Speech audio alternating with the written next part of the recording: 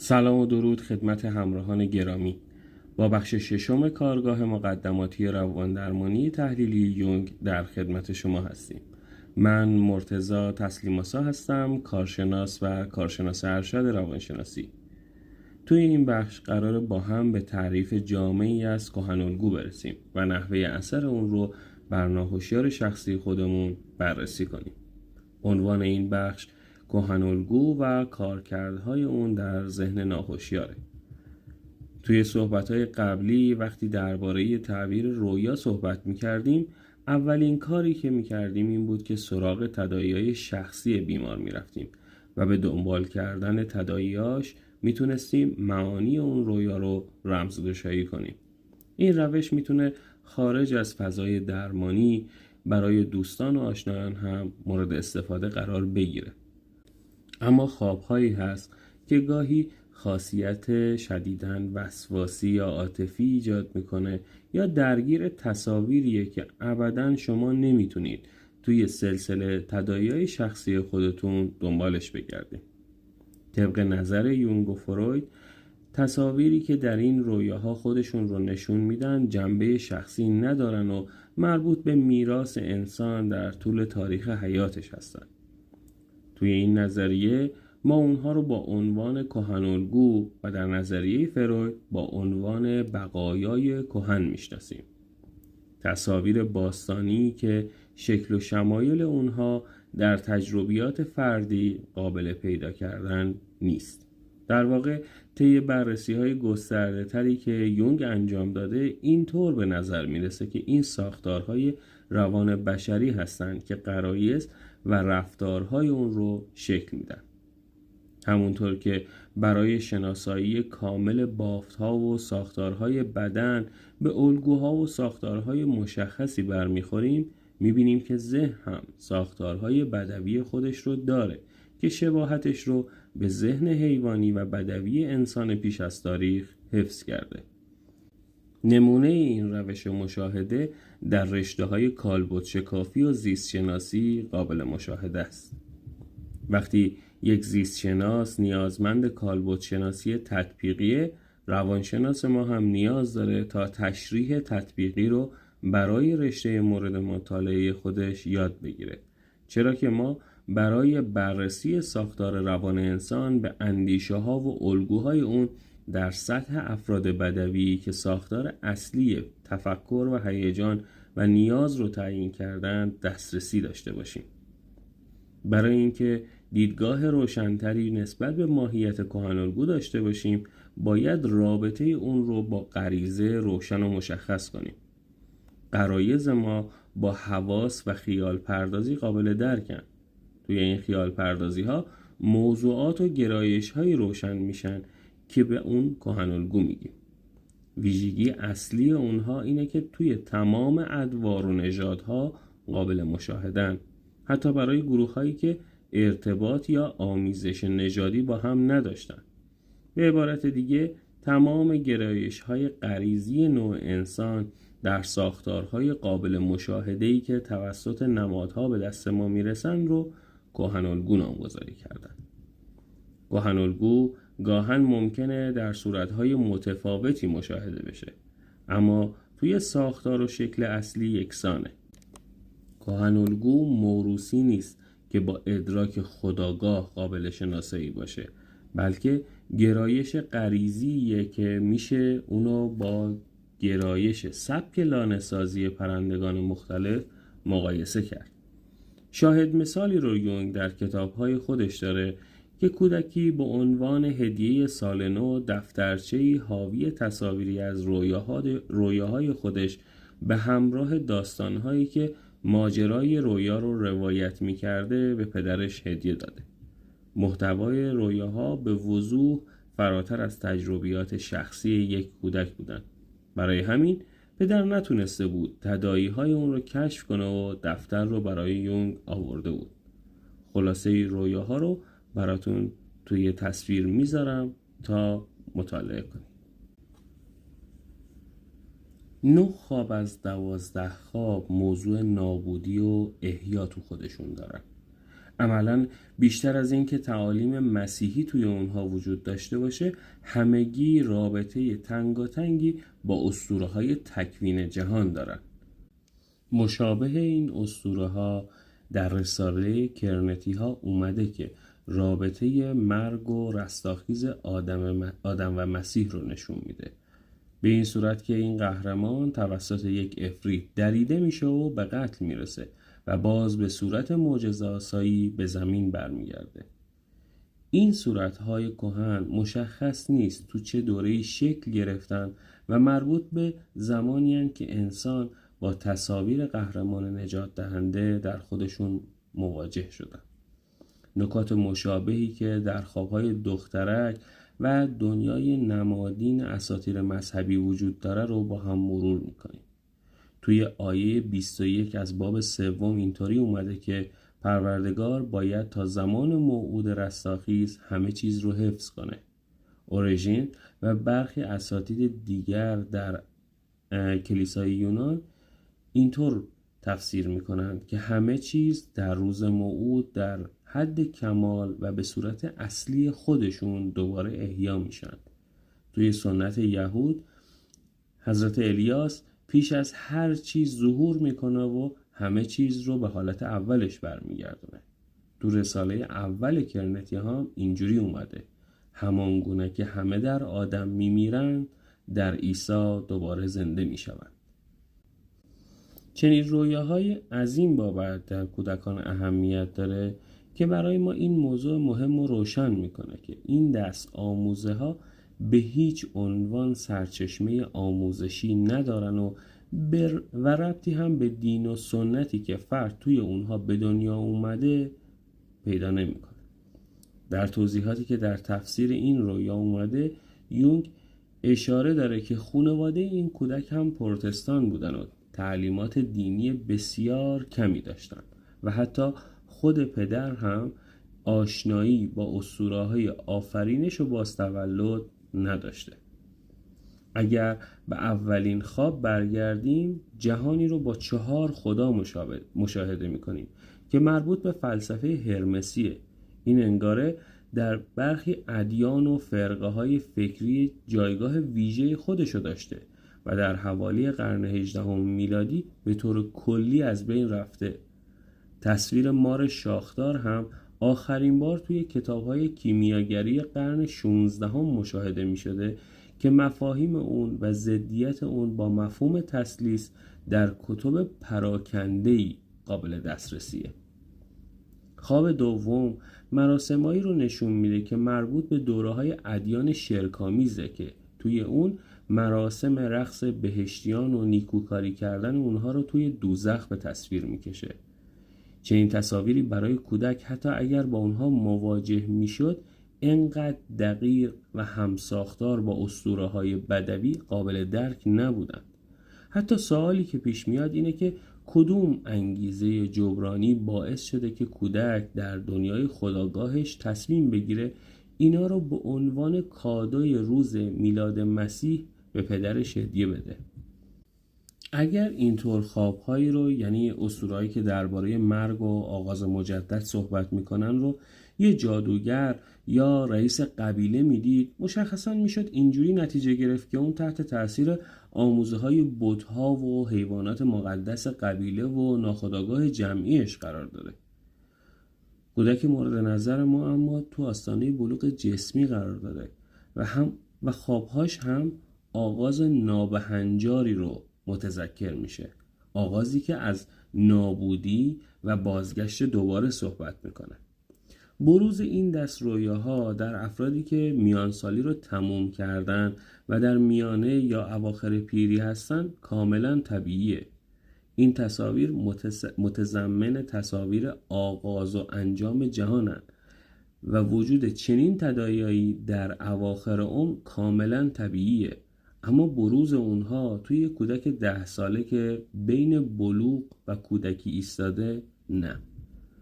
مشابه آموزه‌های بدویان، آمادگی برای مرگ در حال شکل دادن تصویریه که آسیب پذیری رو بدن داره برای خودش پیش بینی میکنه و قابل ادراکی که در حوزه خودآگاهی فرد نیست. تعبیر طرح‌های رویت شده برای خود کودک شخصی میتونن باشن، اما طرح اصلی اونها جمعیه. همونطور که توی هر حیوانی ما شاهد این هستیم که خودش غرایزش رو به وجود نمیاره و ساختار از قبل مشخص و ساخته شده است، همین موضوع توی انسان هم صادقه و توی طرح اندیشه های بشری غرایز جمعی و فطری و موروثی به طور همزمان و در زمان لزوم برای بروز توی همه آدما یکسان عمل میکنه. شکل اندیشه ها، حرکات و اطواری که تو همه جای دنیا قابل ادراکه مراحل تدوینی و تکمیلی خودشون رو طی کردن و ارتباطشون با دنیای پیش از اندیشه شدنشون هنوز برقراره. ریشه های پدیدایی اندیشه های جمعی در برخوردهای شدید عاطفی و تکرار موضوعات مشخص به چشم میخوره. وقتی این ساختهای انرژی یا غریزی به وجود اومدن، میتونن تو موقعیت‌های مشخصی عملکرد مشخصی رو هم رقم بزنن.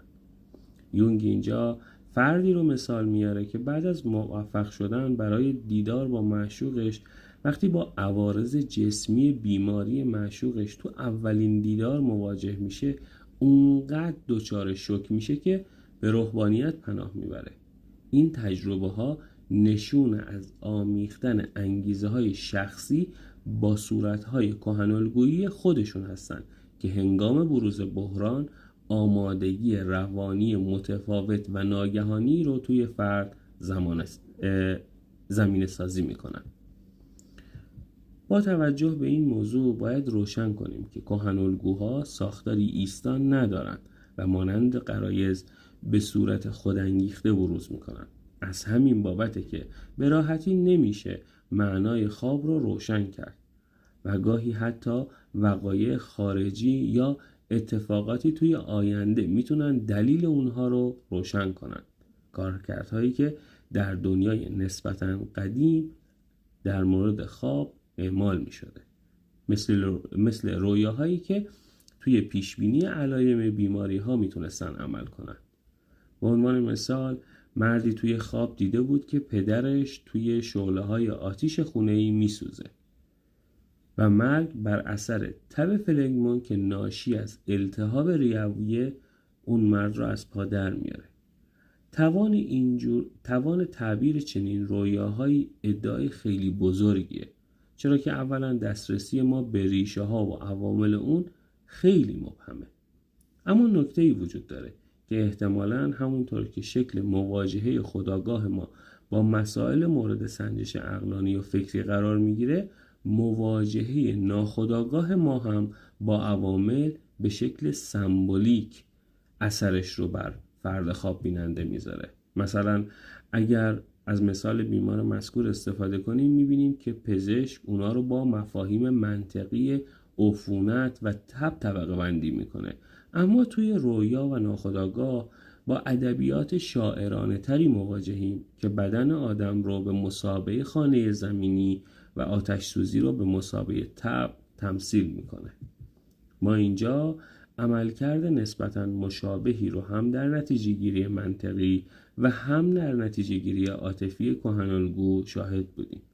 این به این معنی میتونه باشه که کهن‌الگو توان اینو داره که قوای محرکه و اندیشه های خاص خودش رو داشته باشه. البته که گاهی شاهد نوعی عملکرد از اونها هستیم که مثل عقده ها مانع خواستهای خودآگاه میشن یا به شکل دردناکی بروز میکنن. عملکرد و بروز عقده و کهن‌الگو تقریباً شکل‌های مشابهی دارن، چنانکه عقده میتونه سبب آشفتگی شخصی بشه. کهن‌الگو هم میتونه اساطیر، ادیان یا اندیشه‌های خاصی رو به وجود بیاره که کارکرد جبرانی وضعیت‌های بحرانی بشر تو طول تاریخ بوده. همونطور که اسطوره‌ای میتونه مثل یک روان درمانی علیه دردها و نگرانی‌های بشر مثل گرسنگی، قحطی، جنگ و بیماری عمل کنه. برای مثال اسطوره قهرمان یا نجات دهنده در هنگام بروز مثل حضورش در داستانها که بر اژدها و مار یعنی عناصر تاریک که میتونن نماینده مرگ و بیماری باشن غلبه میکنه. همونطور که در مراسم آیین‌های زرتشتی شاهد برگزاری نماز با عنوان گاه هاون هستیم. میشه علت بروز اون را در پیروزی میترا بر تاریکی و ناامیدی دنبال کرد. افراد قهرمان رو به نوعی ستایش میکنن، نیایش ها و قربانی ها رو بهش پیشکش میکنن. خود این کارها موجب برانگیخته شدن هیجاناتی الهی یا قدسی میشه که کمک میکنه که فرد در یک همسان پنداری با کهن‌الگوی قهرمان قرار بگیره و دچار احساسی از اطمینان برای غلبه بر ناامیدی ها و تاریکی هایی بشه که بهش هجوم آوردن. در واقع ما نیاز داریم تا از دریچه چشم افراد مؤمن به این دیدگاه نگاه کنیم که چگونه خودشون رو از بند ناتوانی ها و هلاکت های روانی نجات میدن.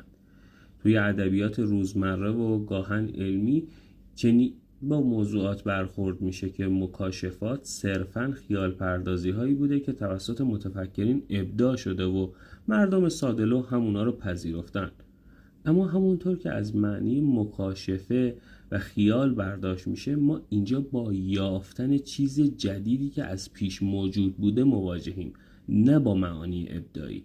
البته که گاهی اینها رو ابداع افراد متفکر نیز ممکنه در نظر بگیرن.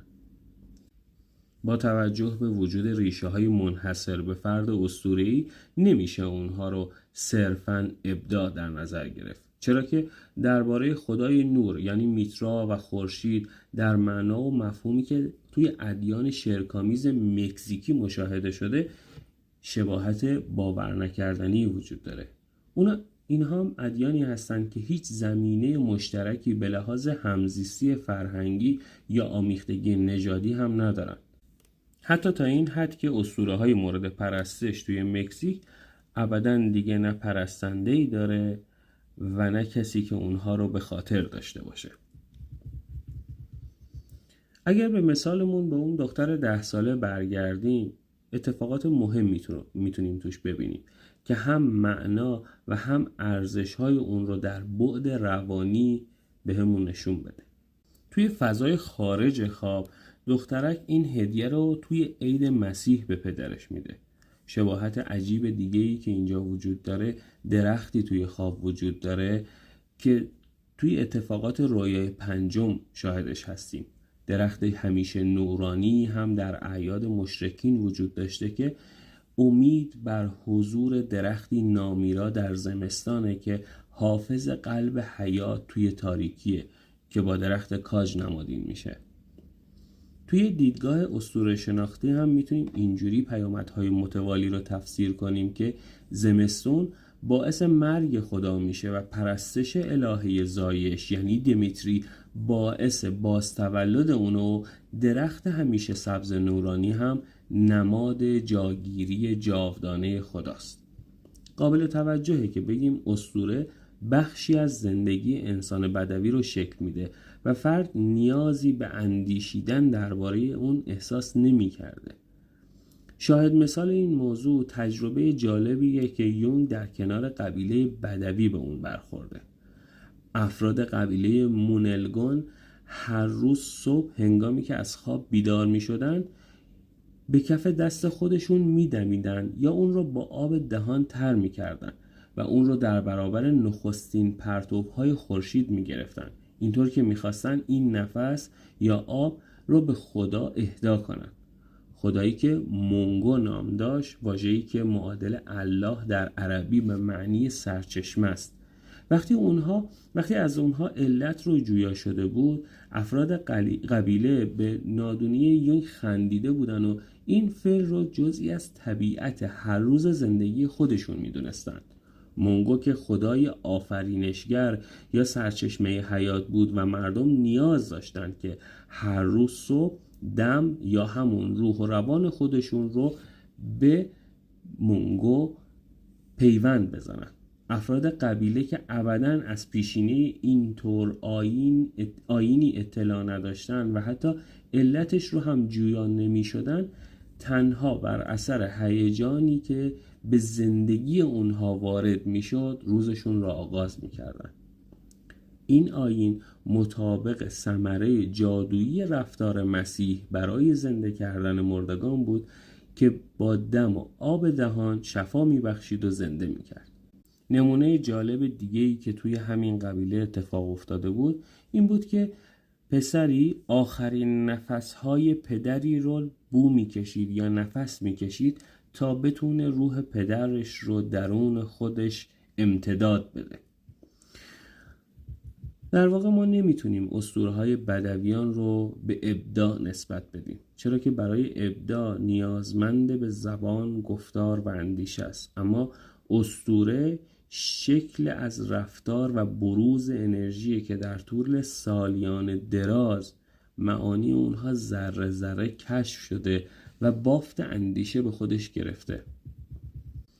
همونقدر ابلهانه است که بگیم گیاه و حیوان خودشون رو به وجود آوردن یا نیازها و غرایزشون رو به وجود آوردن که بخوایم این مصداق رو درباره روان خودآگاه آدمی هم به کار ببریم. چرا که اسطوره و کهن‌الگو هم مثل دونه بلود که فقط ازش بلود به وجود میاد، انسان هم جهتگیری‌های روانی رو بر سر غرایز به وجود آورده که کارکردهای اون در پی قرون متمادی همچنان پابرجاست. این نیروهای درونی خاستگاه خودآگاه ندارن و زیربنای خودآگاه رو دارن شکل میدن. تو گذشته اینا رو با عنوان نیروهای مانایی، روح، ابلیس و خدایی میشناختن. وقتی بروز هم میکردن و اگر با روان هوشیار سازگاری داشتن، احساس سعادتمندی و هوشمندی و احساس در کنترل بودن زندگی به ما میدادن و اگر هم با روان هوشیار ناسازگار میشدن، اینطور دربارشون قضاوت میشده که ما چقدر بدشانسیم، چقدر بدبیاری داریم یا انگار بیماری داریم که ازشون بی اطلاعیم. امیدوارم که تونسته باشم مفاهیم رو درست و کافی منتقل کرده باشم. سوالات و پیشنهادات خودتون رو توی قسمت کامنت در اختیار بنده بذارین تا برای پاسخگویی به اونها در خدمتتون باشم. ممنون که تا اینجا رو در کنار ما بودین. شب و روزتون خوش. خدا نگهدار.